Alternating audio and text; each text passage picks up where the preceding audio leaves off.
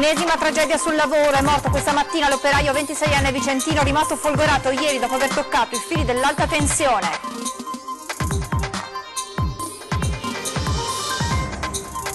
Fondo per i risparmiatori truffati dalle banche, risarcimento del 30% solo per chi ha avanzato richiesta alla Consob, anche chi aveva già transato potrà ottenere il rimborso. Entra in tribunale a Vicenza con coltello, manganello e pistola al peperoncino, denunciato un cittadino svizzero. È stato scarcerato dopo poco più di 2 giorni l'autore del colpo al bar Vescovado di Padova. L'uomo ha confessato il furto e il GIP ha convalidato il provvedimento con l'obbligo di dimora a Villa del Conte. Bando periferie, via libera del governo ai fondi destinati ai comuni, soddisfatta la presidente Anci Pavanello, così dice si riavvia il dialogo con Roma.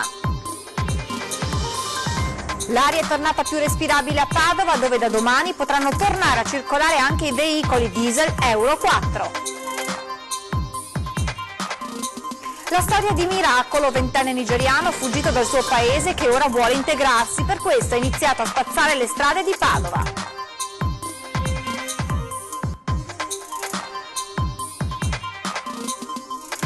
Buonasera e ben ritrovati con l'edizione del Veneto dei telegiornali di Antenna 3. In primo piano la cronaca con l'ennesimo incidente sul lavoro accaduto in provincia di Vicenza. Ieri un operaio era rimasto folgorato dopo aver toccato i fili dell'alta tensione, ricoverato in ospedale, ha lottato tra la vita e la morte fino a oggi, quando purtroppo il suo cuore ha smesso di battere. Non ce l'ha fatta Marco Camposilvan, l'operaio di 26 anni di Valli del Pasubio, che ieri era rimasto folgorato toccando i fili dell'alta tensione mentre era al lavoro su una piattaforma aerea a Marano Vicentino. Il giovane, ricoverato in condizioni disperate nel reparto Grandi Ustionati dell'ospedale Borgo Trento a Verona, purtroppo, nonostante il prodigarsi dei medici, è morto questa mattina. E adesso le novità buone che arrivano da Roma sui fondi per le periferie. Oggi la conferma che i soldi arriveranno, dunque il governo ha dato il via libera per i fondi destinati ai tanti progetti dei comuni italiani e veneti, e soddisfazione da parte della presidente Anci Pavanello che spiega che parla di un'intesa fondamentale perché dice ripristina le risorse importanti per i comuni e dice questo riavvia il dialogo con Roma. Tornano ai comuni il 1.600 milioni dei bandi periferie. L'annuncio oggi pomeriggio da parte del presidente dell'Associazione Comuni Italiani Antonio De Caro, che ha riaperto un dialogo con il governo che in prima istanza aveva tagliato il fondo con il decreto milleproroghe. Punto di svolta alla conferenza unificata, dove l'ANCI ha convinto l'esecutivo a tornare indietro, rimettendo a disposizione le risorse che saranno distribuite in 2 anni, compresive anche delle spese sostenute. Ripartono dunque i progetti avviati dai comuni, alcuni dei quali in realtà non avevano mai sospeso l'iter. Tra questi Treviso, che continua il percorso per dare esecutività ai cantieri del valore complessivo di 14 milioni di euro. Il governo ha mantenuto la promessa che aveva fatto in occasione dell'appuntamento di Roma, che il Premier Conte si era personalmente impegnato nel garantire appunto il finanziamento delle opere legate al bando periferie. A dire il vero Treviso non si è nemmeno mai fermata, noi abbiamo sempre presentato i progetti entro i termini che ci erano stati richiesti il 15 settembre, quindi Treviso è sempre stata regolare nelle scadenze, adesso si proseguirà. Ci sarà un piano che prevederà la sostituzione di tutta l'illuminazione pubblica in tutto il territorio comunale, ci sarà la riqualificazione del quartiere di Santa Maria del Rovere della piazza Martiri Belfiore, ci sarà la riqualificazione del centro sportivo delle Acquette, ci sarà la realizzazione di una pista ciclabile. Insomma, con lo sblocco confermato dopo gli incontri romani, Treviso si prepara a cambiare volto nei quartieri e contemporaneamente a creare, secondo le stime della CGIL, 500 nuovi posti di lavoro. Sindaco che guarda già avanti e sempre in tema di nuovi cantieri, annuncia un nuovo passo avanti per il Terraglio Est con la convocazione di un tavolo tecnico con Caser, Preganziolo e Silea. Sarà importante riunirsi anche con i sindaci dei comuni limitrofi per poi dialogare insieme alla Regione e a Veneto Strade e capire qual è la reale disponibilità. Non solo economica, ma soprattutto di impatto sui residenti lungo i 2 chilometri che mancano per collegare la strada che ora arriva al passante con la tangenziale di Treviso. Quando ci sarà la nuova cittadella sanitaria sarà ancora più necessaria. Ritengo però che il progetto debba essere valutato attentamente da un punto di vista tecnico, perché l'impatto per il quartiere Sant'Antonino deve essere mitigato il più possibile. In primo piano poi i fondi per i risparmiatori truffati dalle banche. Nel prossimo servizio capiamo un po' meglio a chi spetterà il tanto atteso rimborso. 500 milioni di euro per 3 anni, ovvero 1,5 miliardi dal 2019 fino al 2021. Sono questi i numeri confermati ieri dal sottosegretario all'economia Massimo Bitonci alle associazioni di risparmiatori delle ex banche venete liquidate in Banca Intesa. Questo a smentire ogni notizia su un presunto stop nell'iter che vede l'utilizzo di somme ferme da oltre 10 anni imposte nelle banche e per questo incamerati dallo Stato. Un sospetto nato dall'assenza di ogni riferimento al caso banche all'interno del corposo documento di economia e finanza approvato in Parlamento e che ora attende il via libera dal Presidente della Repubblica. Assenza giustificata in quanto proprio perché i risarcimenti non attingono a fondi a debito non compaiono nella corposa legge tuttora in discussione. Tornando al fondo risparmiatori, importanti le precisazioni su chi avrà diritto al rimborso e da quando arriveranno i soldi. La procedura è una procedura molto semplice, si trovano le indicazioni sul sito della Consob, si tratta di compilare un'istanza in cui vanno indicati proprio dei dati basilari, rivolgersi poi alla filiale bancaria e farsi dare la certificazione delle coordinate bancarie ed inviare poi appunto anche la propria carta d'identità all'indirizzo appunto email della Consob. È un atto di giustizia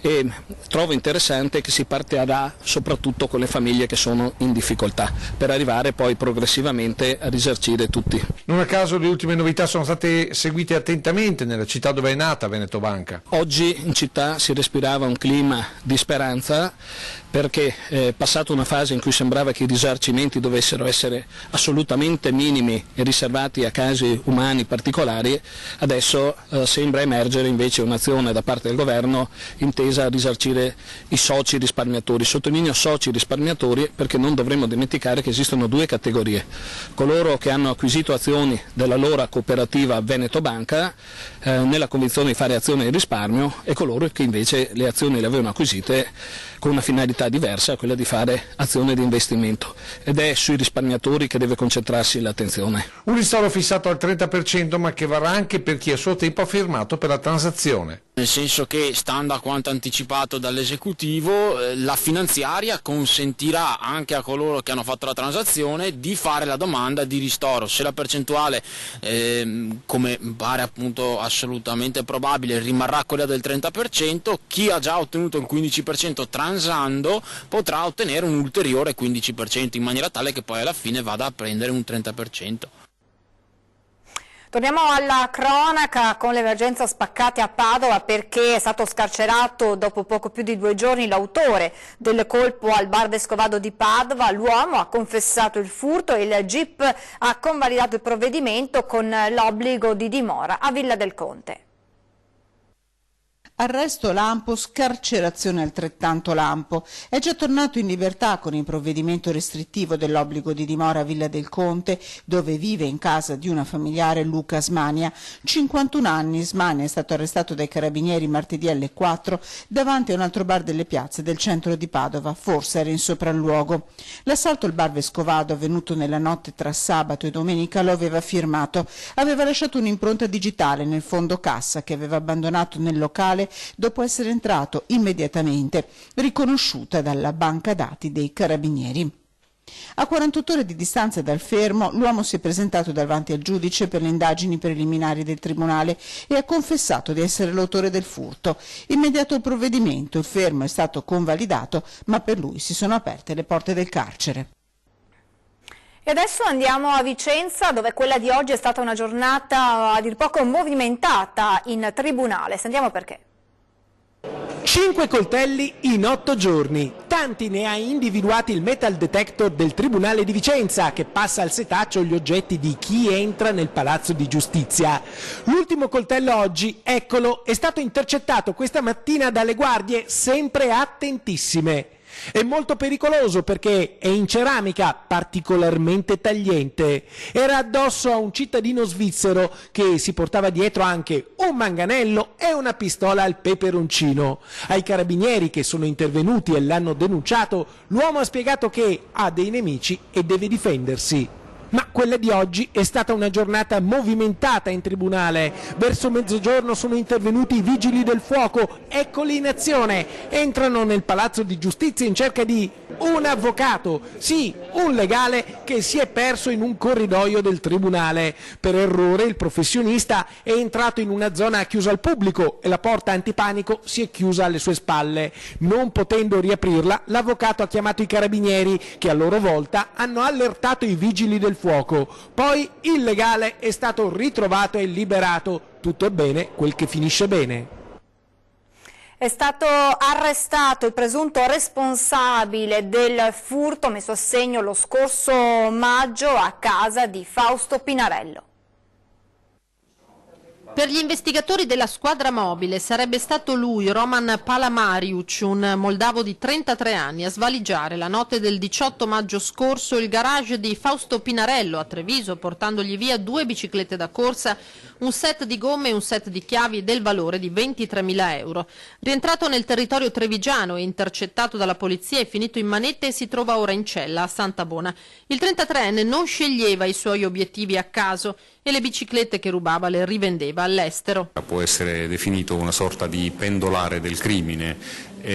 La sua tecnica era quella di arrivare sul territorio nazionale, individuare dei ciclisti che fossero possessori di biciclette di pregio e nella notte successiva si introduceva all'interno delle abitazioni di questi cittadini per sottrarre la merce sperata. Fatale a Palamariuc un controllo delle volanti in zona Eden a cui ha tentato di sfuggire. Quando gli agenti lo hanno fermato aveva con sé alcuni attrezzi da scasso. A collegarlo al furto da Pinarello impronte digitali e celle telefoniche. Quanto alle biciclette rubate, improbabile che possano essere recuperate. Al momento è dato ritenere che queste biciclette siano state destinate al mercato nero oltre confine.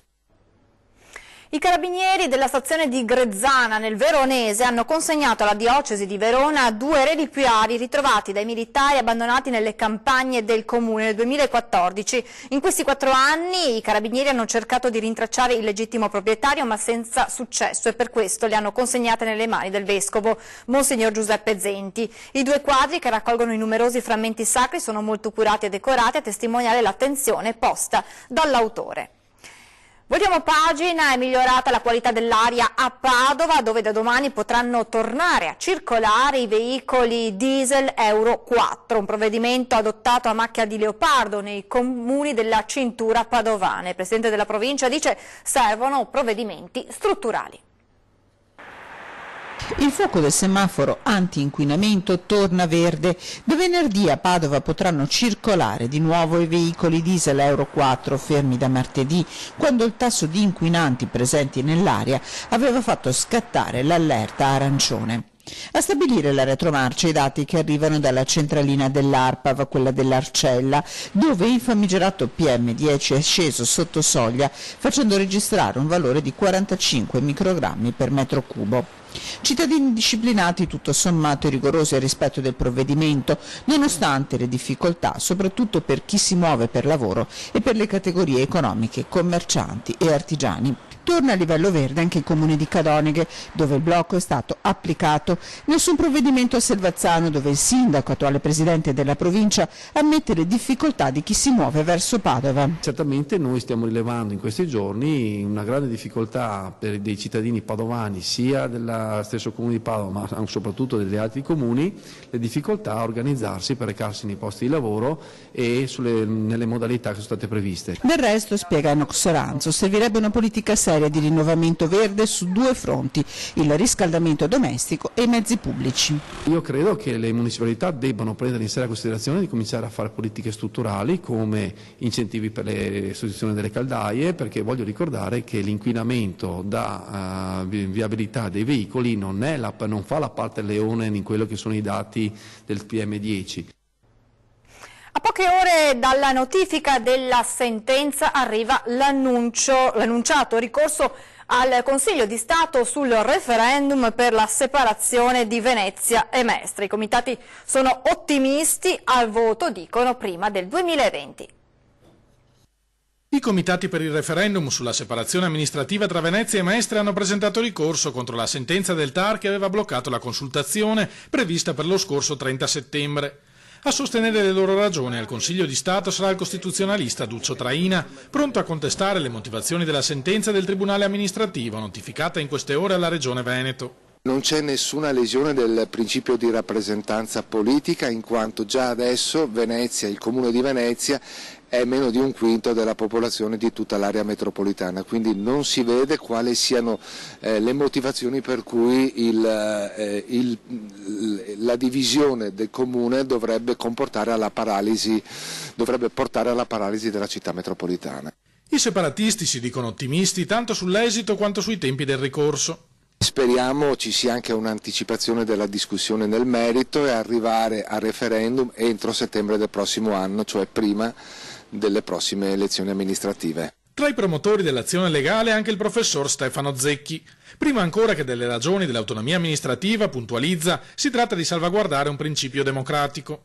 Un referendum per di più è consultivo, per cui davvero è fatto per sentire il polso delle persone.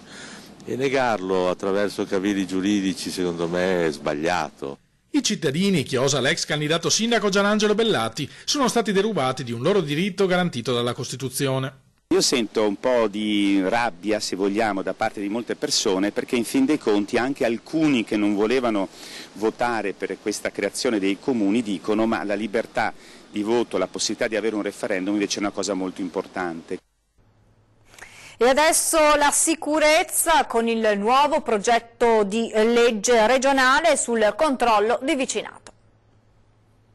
Segnalare se non funziona una lampadina dell'illuminazione pubblica, se c'è un pericolo sulla strada, cioè creare una rete che sul territorio possa essere utile alle amministrazioni comunali per far sì che appunto le cose che non funzionano e che mettono in pericolo la sicurezza, ripeto, a 360 gradi dei nostri cittadini, possano essere ricevute, segnalate attraverso i canali corretti e aiutare appunto a risolvere anche i piccoli problemi che normalmente abbiamo nelle nostre città. E ancora, capire perché le missive della cassetta postale dei vicini non vengono ritirate da tempo. Di più, essere di sostegno alle persone anziane che vivono sole. Soltanto alcuni degli accorgimenti da adottare per controllare il territorio in cui si vive. Comportamenti da seguire con il controllo di vicinato che d'ora in poi, con il progetto di legge regionale 394, vedrà delle linee guida comuni per tutto il territorio veneto, affinché soprattutto ogni prefettura adotti lo stesso protocollo. Quindi creare una norma ombrello che dia un coordinamento, che dia delle linee guida, che dia anche una formazione dove necessario per far sì che questa possibilità di educazione civica, di senso civico dei cittadini possa anche in qualche maniera essere coordinata su tutto il territorio regionale. Quindi fare una cosa che serva ai comuni anche per dare un indirizzo e delle linee appunto ai cittadini che vogliono rendersi utili al proprio territorio. Cittadini a cui non si chiede un atto eroico con interventi in prima persona, bensì di segnalare gli stessi a chi di competenza, ovvero forze dell'ordine e pubblica amministrazione, con i comuni che rimangono tasselli fondamentali della sicurezza, con il primo cittadino che resta interlocutore della sua città o paese con l'organo di governo territoriale. Far sì che ci sia anche un senso civico nei quartieri, nelle vie, per ritornare anche a guardarsi fuori dalle proprie porte, sempre guardando appunto alla sicurezza della propria casa, dei propri cari, dei propri vicini. È il momento di fermarci per pochissimi istanti di pubblicità. A tra poco.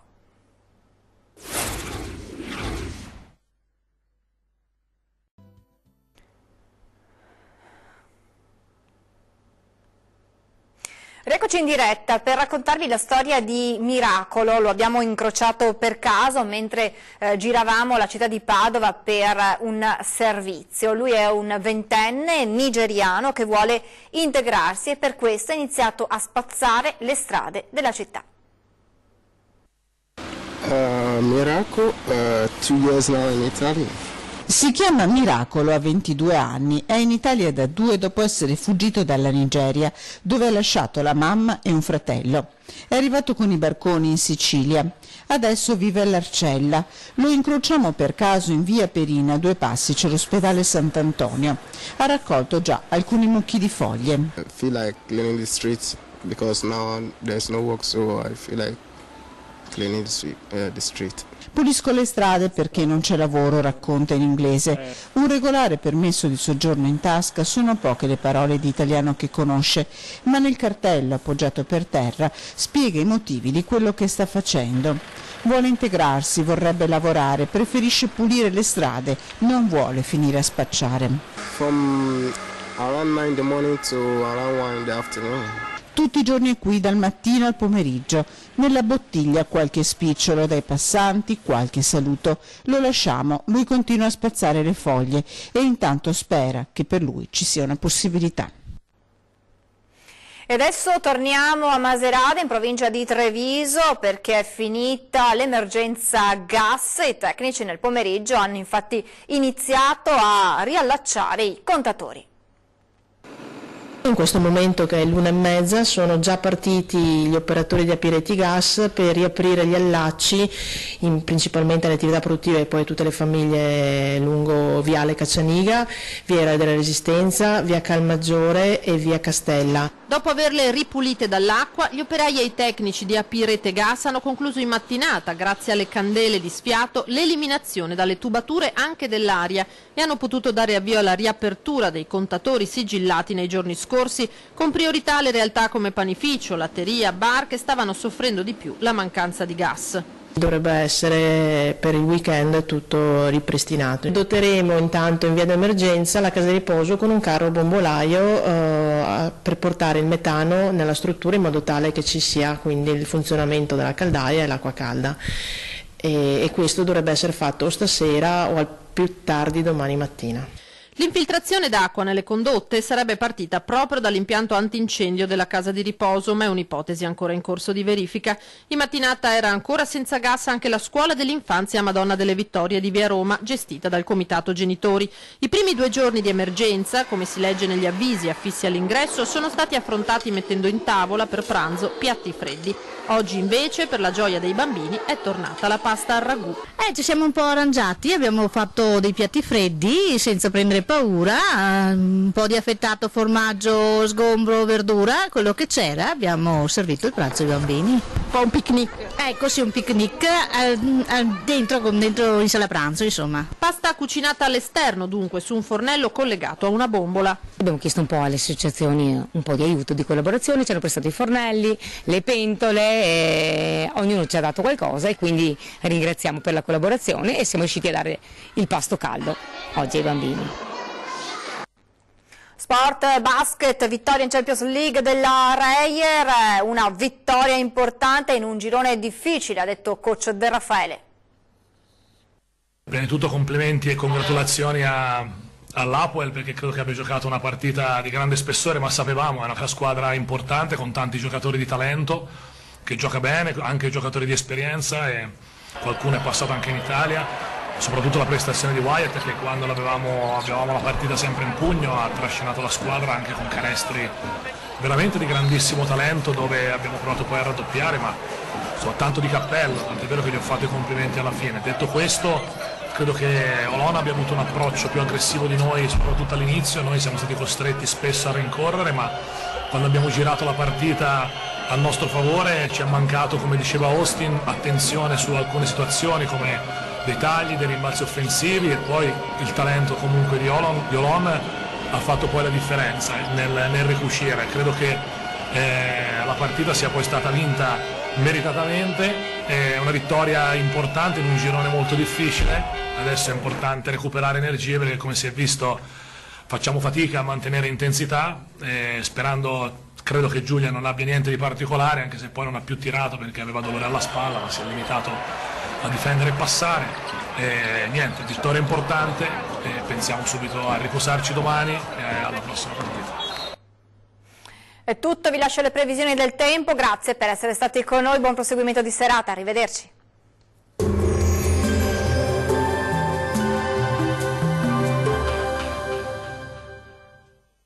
Ben ritrovati al meteo. Pressione in aumento a garanzia di un'altra giornata soleggiata, ma vediamo il dettaglio.